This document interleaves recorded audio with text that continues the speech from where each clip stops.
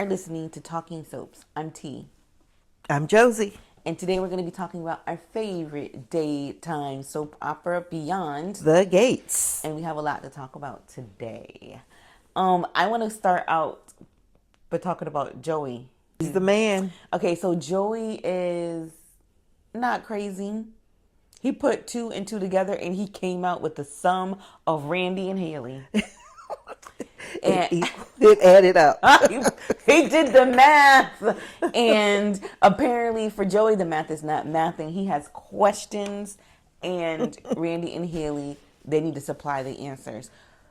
I mean, who knew that for the first anniversary, which was their paper anniversary for Bill and Haley, that he was going to give her all this paper to spend same day at Joey's casino in their private room. And who's going to be the dealer? Sammy Randy. Sammy Randy.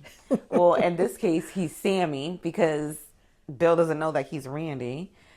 And who's the bartender of all people who they don't need to be? No, not really. Joey. He's there to be, an observant. Yeah.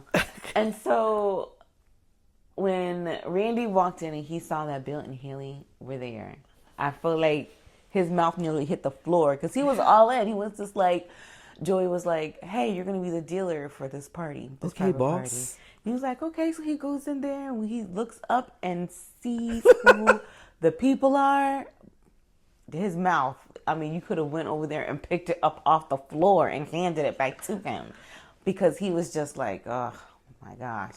But he quickly pulled it back together, went over there to start dealing. And Haley started putting on her show. Of course. But then she went to go get a drink. And this is where I feel like Joey put Haley on notice. Right. Like, I know that you're not legit. And I'm going to sit here and watch you squirm because I know that you're uncomfortable in the situation. Haley goes over there to get a drink or to refresh their drinks. And she says to Joey, like, isn't this the job kind of beneath you? Like, this is your establishment. Why in the world are you bartending? He's just like, well, for the vantage point, quite frankly, so that I can see everything that's going on. Exactly. And from here, he has basically a bird's eye view. He is the fly on the wall at this point. And so Joey is no fool. No, he's not. Joey knows exactly what's going on. You cannot pull one over on Joey. You cannot play a player. And in this scenario, Joey is top man on the totem pole. Indeed. He has organized everything to work in his advantage as far as receiving information. I feel like he has all the cards. Indeed, he does. Pun intended. He's holding all the cards. So they better be careful in what they say. They better be careful in what they say, what they do, when they spend time together. And then how does the scene end? With Bill acknowledging how friendly Randy and Haley were at the bar that time that they saw them at Uptown. Exactly. And he said they had a lot to say. It seemed like you guys had a lot to say. So what were y'all talking about? Haley, Randy, Sammy? And Joey's like, you're not going to have me in the dark. And so Joey has set all these things in motion. And I can't wait to see where they go. Because Randy knows good and well he's not going to be able to find that man. That man is gone. Indeed. Sledgehammer is gone. Yes, far away. Who's up next? Joey set him up real well. Joey did. Gave him some money and said, look, he might not be on the up and up, but in his world where he does things in fairness in his world. He plays by the rules. And when you fall outside of those rules, Joey comes to collect. Indeed so. So in his world, that guy was innocent. No need for, broken bones here. I'm going to release you back out into the world. Don't get caught. Exactly. And so now he's sitting back and he's watching these people find people that don't exist. He already knows that this is a farce. Right. And that there was no attack. And that there was some sort of foul on foul play where Haley is concerned. And where this other woman, Lynette Wise, we haven't seen her in a few episodes, is concerned. Thank goodness for June. Yes. June pulled it all together and handed it right to Joey on a silver platter. Yeah. Joey. See, Joey, he might be a gangster, whatever, but he has a soft spot. Oh, yes, he does. And he can see, you know, sometimes there's just people who they have a good sense about people. Like they have like a sixth sense when it comes to knowing whether or not a person is good people or not. And so from Joey's perspective, June is good people. Oh, yes. Joey knows. And her word is as good as gold. Indeed. And there's no reason for her to lie or mince words or anything like that. She just gives it to you the way she knows it. And she vouched for that man without even knowing the details. Exactly. And Joey believed her. Mm-hmm. So there's that. Hey. And he keeps getting misinformation, screwed up bits and pieces of information from Randy. He doesn't really know, you know, what is going on with Randy. And in the beginning of the show last year, he was ready to let Randy go. And here he comes trying to finagle his way back into Joey's good graces. Mistake. I think he should have let bygones be bygones, and he should have went and set up somewhere else. Yes. But no, he's got this con going on with Haley. Haley's the one that pulled him back, if you think about it. That's true. Because if she didn't have this con, there would be really no reason for him to be there. Exactly. You know? And another thing. They're looking at dollar signs. There's a lot of questions that I have, because Randy and Doug. Now this is I guess kind of like off subject a bit. They were friends. But Randy and Doug were friends, not just friends, they were childhood friends. Mm-hmm. Best so friends. Does Doug not know Haley? If Haley is really Randy's cousin, and if Doug was to come back and see Haley, would he be able to identify her as whatever her real name is? Yes. Because on the show, Doug and Haley never had any like physical contact. They didn't have any interactions. Right. So it would make sense for me, if you are Randy's childhood friend and you are his tag-along cousin, that Doug would have had some type of interaction with you at some point in time. Bring Doug back. They got to bring him back. They've got to bring him back. That will solve the whole mystery. Mm-hmm. Boom. I think it's just something strange about that. Yeah. Let's talk about Ted, Shawnee's aunt. Dr. Mona. The oncologist specialist. I feel like she came in and things are just, I feel like this woman has an agenda. Yeah. More so than just being the oncologist specialist and making herself available to Anita Dupree, which we saw their interaction at the hospital. But remember how she came in? She came into the country club to meet Smitty. And to talk to Smitty about, but they were talking to Smitty about the BRCA gene and things like that. Of course. And then here comes Naomi. Mm-hmm. And she kind of comforts Naomi and gives her kind of like a shoulder, an ear. Yes. And like, I'm here to listen to you. And Naomi was, I think, on the verge of giving her some more information. Some privy information. But did you know what she did? Did you notice anything from Mona when Mona said, "How are you doing?" Right. But I think she was doing it from the perspective of someone close to you is going through something really tough. Mm-hmm. And there's a reality about the toughness that you have to consider. Right.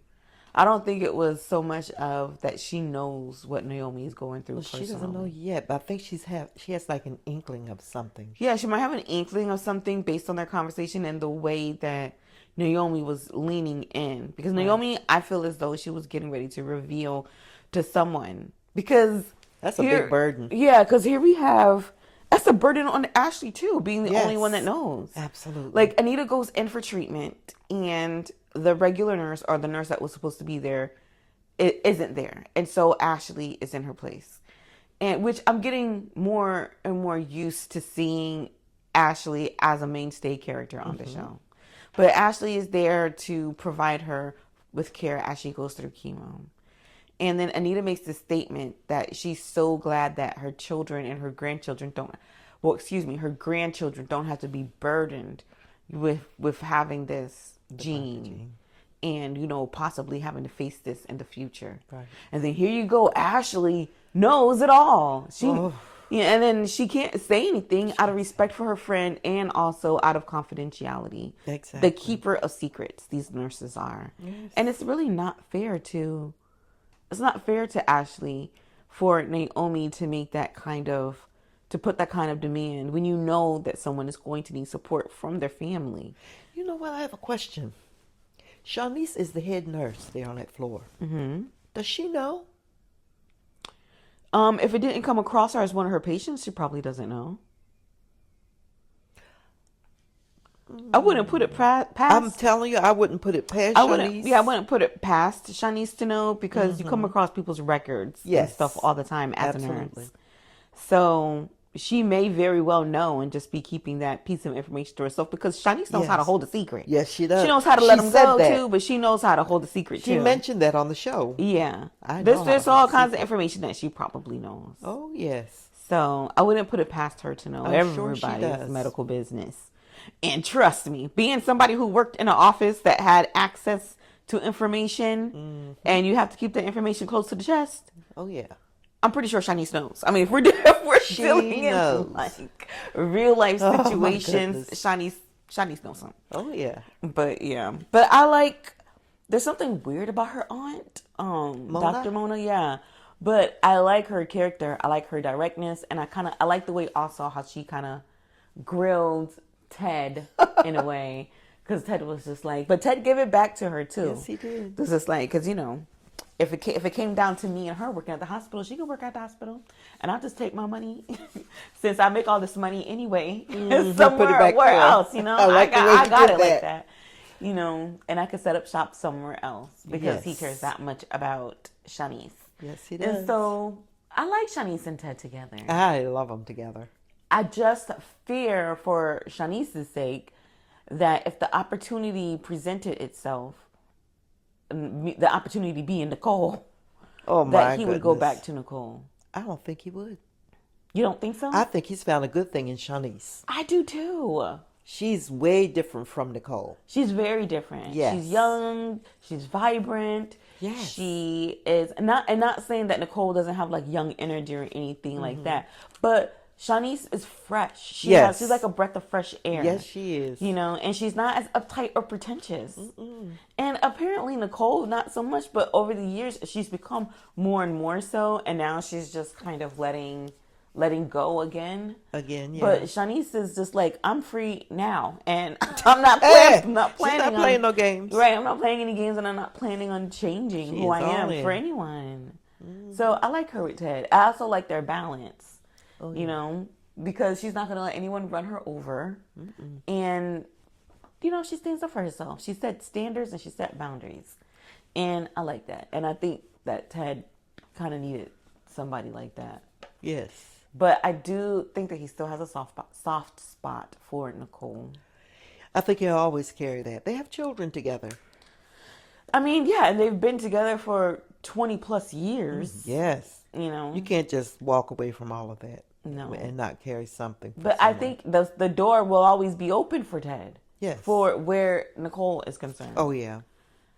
And I think Nicole, speaking of Nicole, that she got a little taste of her own medicine when Carlton turned her down for that date. I'm so glad. And now she's kind of in her feelings about it. But when talking to Vanessa, she still doesn't want to leave Kyle alone for exclusivity with Carlton. No. And vice versa. Right. She still wants to have access to both. She says she wants to have fun with both men. Yeah, but fun only lasts so long. You only have so much time, Nicole. Oh, yeah. I mean, enjoy your life, but pick someone to enjoy your life with. Yes.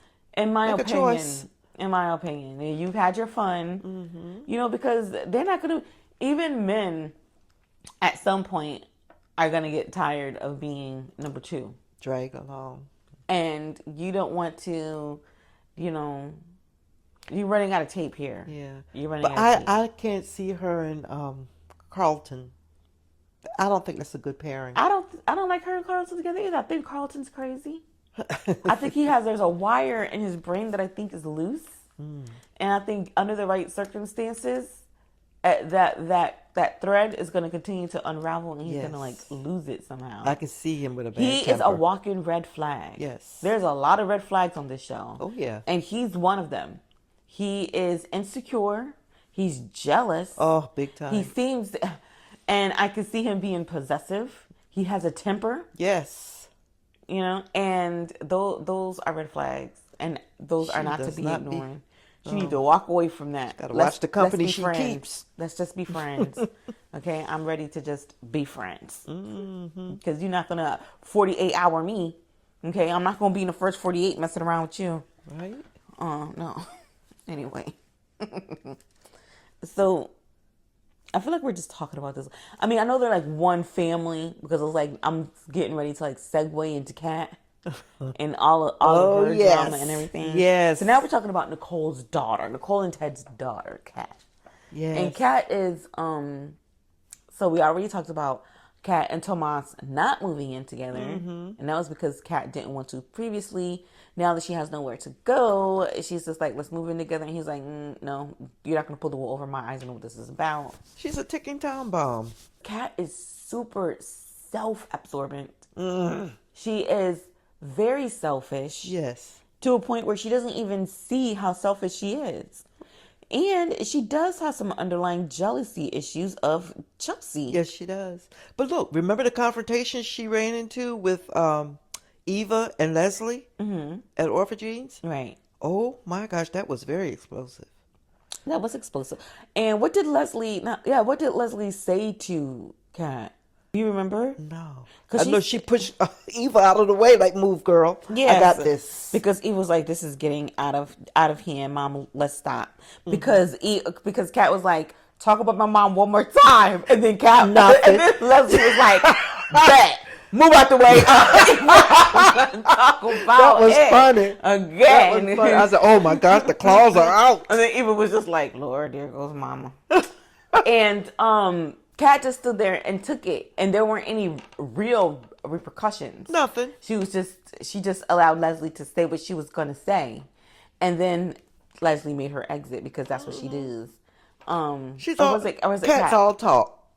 Yeah, but Kat talks too much. Too much. And I think that she didn't have there wasn't any real reason for her to go and involve herself in the video that they were making at Orphagines. Not at all. I think that she just inserted herself because she just can't stand them. You know what I mean? Yes. And I think what you said about Kat and Leslie is right. Or it could be right.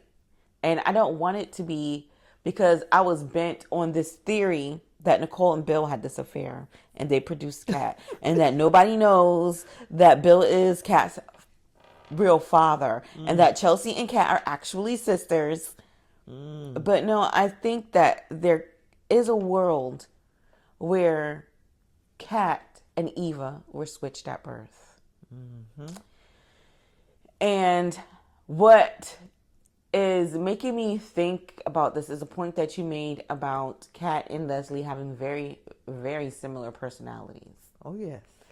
And they are almost like the same. Yes.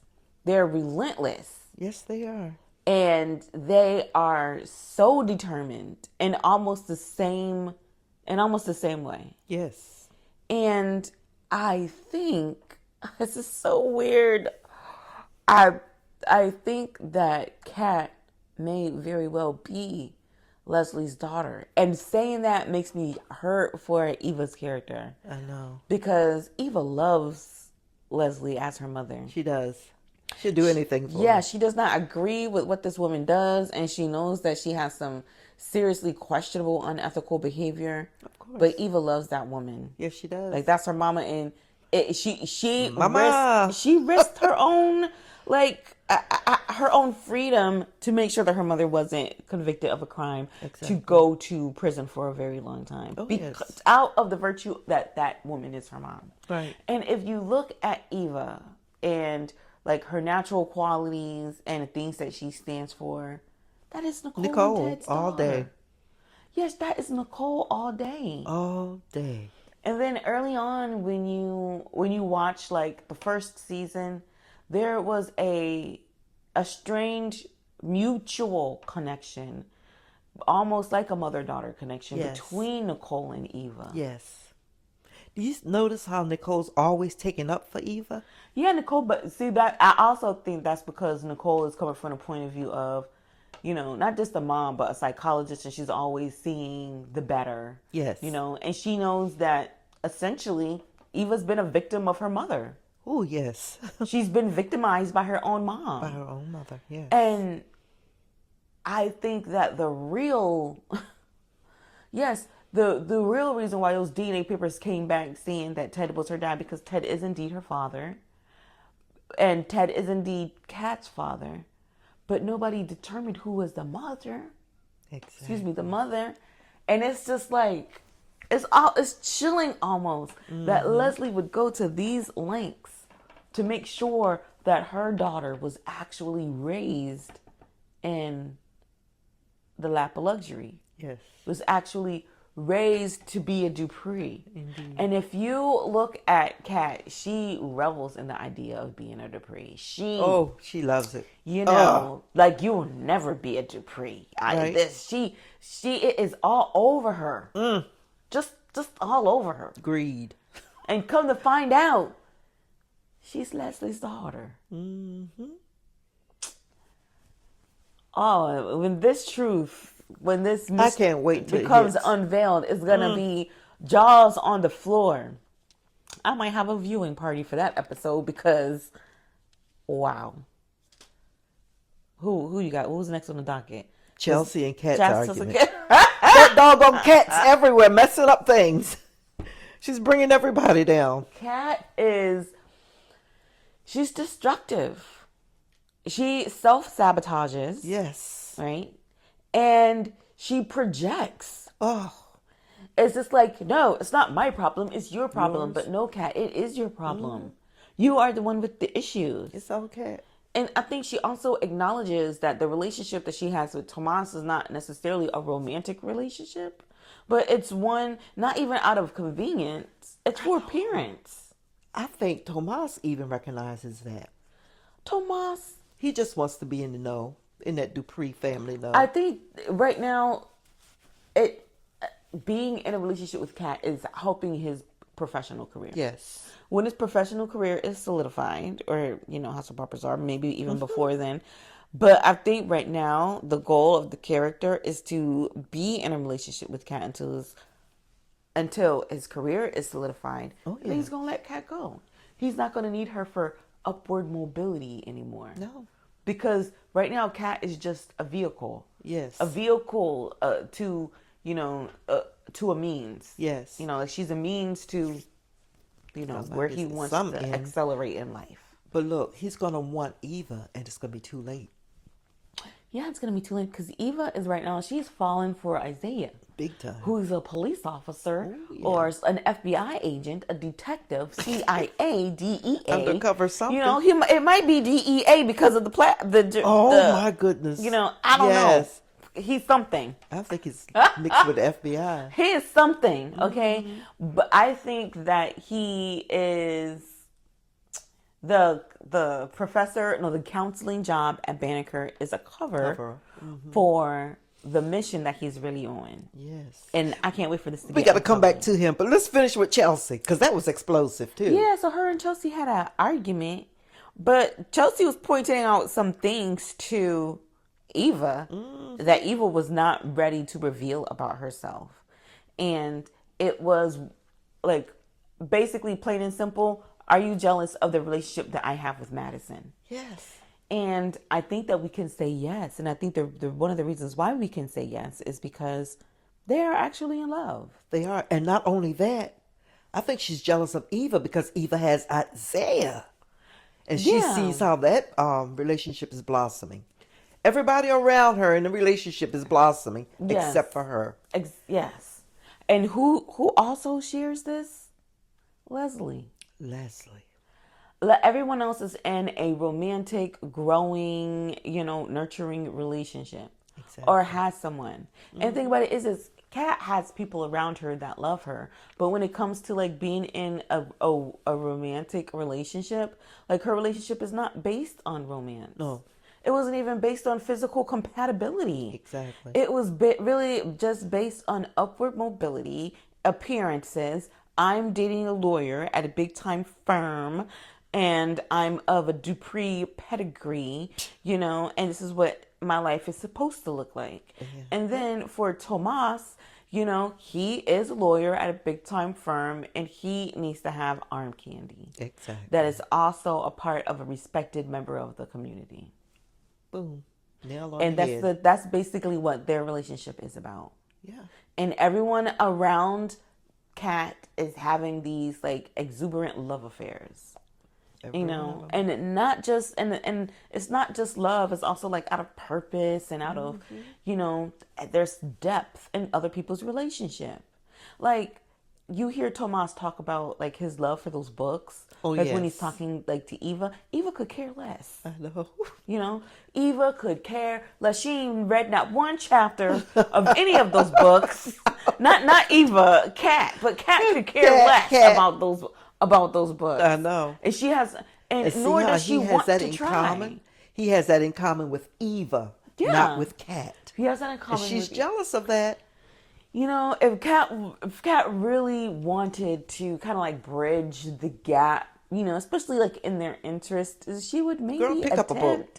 Read the synopsis. You don't even have to read the whole book. Exactly. Pick up a book. Listen to the audio book or something. You listen to the True Crime podcast, and you can't listen to the audio version of your potential fiance, your boyfriend, your friend's book. No. Wow.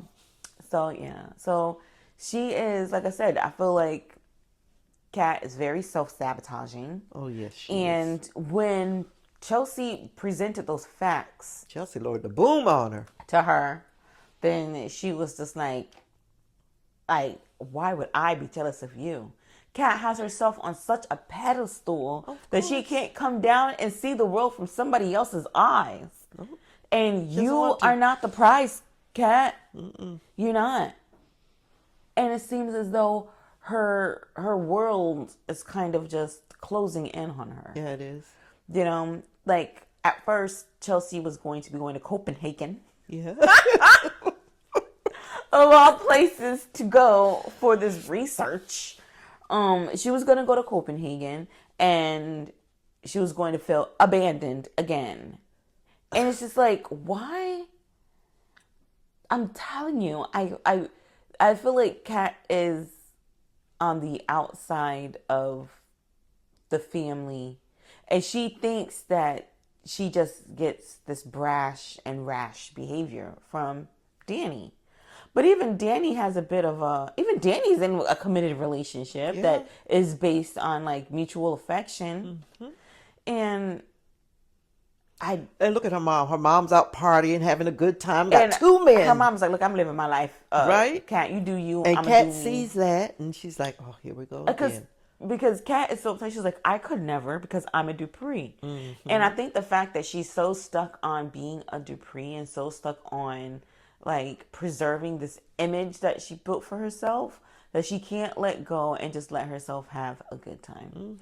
And look at her dad. Her dad and Shanice. Yeah, everybody around her is in a relationship. And she's going to be crushed when she finds out that Leslie is her mother. Oh my gosh. What is she going? And I think that's the reason why Leslie gets such a kick out of watching, I'm using air quotes, but watching her daughter. Yeah. She's just like her. Watching her daughter, like, do all of this. Because that girl is exactly like Leslie. They are the same person. They are the same person. Oh. And Leslie is watching herself. Yes. Like, oh, gosh, that was me. That was me. Because she be looking at her. She was looking at you like, girl, what's wrong with you? I raised you better than that. And, oh, my gosh. I can't wait. I can't wait for all of this to hit the fan and spread because it's going to be all that Fairmont Crest is going to be able to talk about. That's gonna No be one it. is going to be able to talk about it. Stand up, Beyond the Gates fans. Stand up. Where are you? Because you've been thinking about this. They story. have. Let's talk about it. Can we talk? Oh my gosh. And what is this going to do? This is going to break Nicole. Nicole's not going to know what to do. She's not. The psychologist is going to become... she's going to be broken. In so many different ways. And then not only that, what a slap in the face to Anita and Vernon. Yes. To be all this time, they've been raising the wrong daughter. Yep. All the wrong granddaughter. They've been pouring in the cat. Doing all this. And then the kicker is Leslie knew the whole time. Yep. That's why Leslie's sticking around and she keeps coming over there to their house. And oh, gosh. But you know what? Remember when Nicole pulled Ted aside and they talked about how Kat's anger is getting out of control? How she's not able to let go of this thing with Eva? It's sad. It really is. Because they are sisters. She holds a grudge. Yes. Maybe she's the type that can hold a grudge for 20 years, like her mother. Because her... Boom! Because Leslie has been holding on tight so long, all this time. Yes. Her and her daughter has been solidified in that community. Oh, my gosh. In that community. No one knows her as anything else. It's all she's ever known. My gosh. Imagine the gut punch that she's going to feel when she finds out. Oh, yeah. That she has no Dupree blood in her at all. And she's going to be like, oh. And here, this is not right. And here's Eva. The real Dupree. This is Bring it out, people. Bring it out. Come on, writers. This is going to make people crazy. Oh. I can't even imagine. Anita's going to be she's going to be devastated because she's going to be like, this woman has been planning this for this many years. Imagine. Wow. Just imagine. I guess the trust that was set aside for the articulate's child or family members was just a bonus to Leslie. But the plan all along was to come in and reveal this secret. Something's going to happen with Eva. And Leslie's going to pop out saying, you can't do this. You can't do this. She's a Dupree. Man, that would be something. Like, what if, what if there was something like that? Yeah. That intern happened that was just for the Duprees or whatever, like in like history. And then there goes little old Kat, and her feelings. I can't. Muffin, that is going to be some bomb to blow up. Yeah. Oof. It's going to ignite and pieces are going to go flying all kinds of directions. This theory is even more, it's more believable. It's more believable than to think that not Ted, but to think that Bill is, Yeah. is her father, is Kat's father, which I was believing for the longest time. I was like, there's something I amiss just couldn't.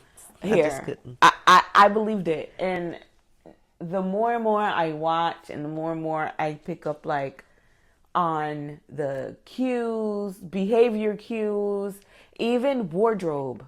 Oh, yeah. Even the wardrobe cues.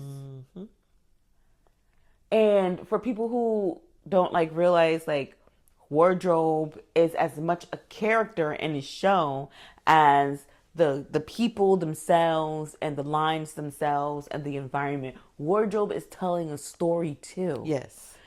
And their wardrobes are more closely related than what Eva wears. Yes. Right? Eva's like homegrown, you know what I'm saying? Like she's grown up out of the world of which she came, but she hasn't let it go. So she's still very urban streetwear chic. Yes. And I like that about her. She... And look at Nicole, how she dresses. Right. when she goes out, you know. Yeah. And Nicole is she's been very sultry lately, but she's a professional. She has a professional job. But Leslie don't have no real job. She's out here making pretend she knows what she's doing, but Leslie has no real job. But she's out here dressed to impress. Like she's dressed for the job that, she created for herself. And and she looks good.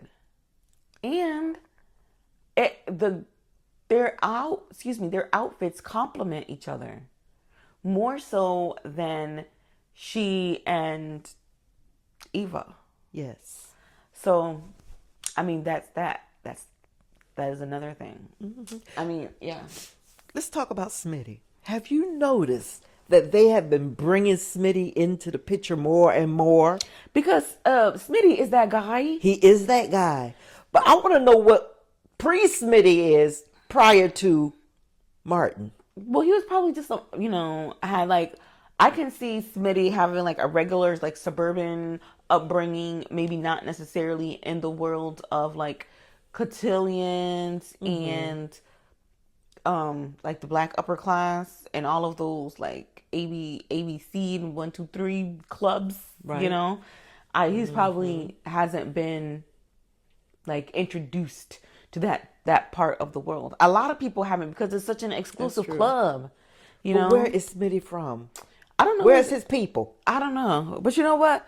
Because of their lifestyle, he might also be distanced from his family, which makes sense. But I like that. I like Smitty's attitude. Smitty. I like his character. I like him more than I like Martin. Oh yeah. No. Bye, Martin. I mean, like, again, grab him by the shoulders and shake him. Relax, Martin. It's okay. And loosen your pants up, these tight pants. Yeah, I mean, somebody in wardrobe did that. I don't know if they trying to. I don't know. But I also don't think that, like, when I look at Smitty and I look at Martin, and I know they're like opposites attract. Yeah. That's fine. And they keep doing this on the show with these opposites attract. Oh, yeah. But I feel like Martin is not giving. No, he's not giving anything. It's like sometimes like when Martin gets angrier, he's delivering lines that require him to like, emote anger or passion. Then I feel like you get more out of him as a performer. And not that I'm here for angry Martin, but it's like, ooh, I'm moved more. But when he's just like talking and delivering his lines, sometimes I think, is this the actor or is delivering lines, or is this the actor being himself? And I kind of want to see more of the Senate, the congressman. Yeah. Like more of the political person that we're watching. And when he's with his family and stuff, I want to see him like let down and not be so, confined to his position. He's stuffy. Yeah, I feel like he's stuffy even with his family. But I feel like Smitty is that guy. He is that He's guy. funny. He's got good energy. And you can put him anywhere and he's just chilling. He's cool. Oh, yeah. I like the way he stands his cool ground like when it's based on his kids, and he's like, yes. we're not doing this. I like that, but I just feel like I like seeing him on screen and doing his thing. Oh, yeah. Because sometimes I'm like, oh my gosh, Smitty, get out of there! Why are you in the street? when he went to go see Jacob, I was like, oh my gosh, you're gonna get us all caught. Please go, just go. What are you doing here, Smitty? You know good and well nobody that looks like you is hanging out. Smitty's from the streets. The Smitty. I think Smitty is from the streets. That's why he felt calm and relaxed and cool going down there. Smitty's like, I'm about that I got life. this. I'm about that life because Jacob, you're not about that life, Jacob. No, Jacob is in the wrong place at the wrong time. Smitty is more comfortable hanging out on the corner than you out there looking all Something wrong. That's right. You're going to get us all caught. Yeah, Smitty's that guy. I like Smitty. Now, what if Smitty knows? Knows what? What if he knows Isaiah or knows Jacob from the past? and they No, haven't brought they that don't, in yet. Mom. They I don't. don't know, Malcolm. Mom, Smitty's out there. they don't know. They don't know anybody from the past. Smitty does not know them from the past. That's not even his world. We don't know. Yes, we know because How? he sat How down. do you It was when he was sitting with Vanessa and Nicole that he said that. You know, like I'm glad you got my girl a date to the cotillion, but I want to sit down and talk to this man because your son, because I'm not from this world where the way I grew up, we never did it. These aren't the things that we did in my world, and I don't think that their paths have ever crossed before Smitty entered those gates. No, well, they could have met Right, somewhere. You're always trying to I don't reimagine know. people. I'm thinking Smitty's from. I got Smitty's you from on Smitty Street. the Leslie and Kat being mother and daughter, but beyond that, I don't know. Oh, okay. I don't know. I'm not with. I can't wait till things open up more. Hey, thanks for listening to Talking Soaps. I'm T, I'm Josie. and we'll talk to you next time. Bye.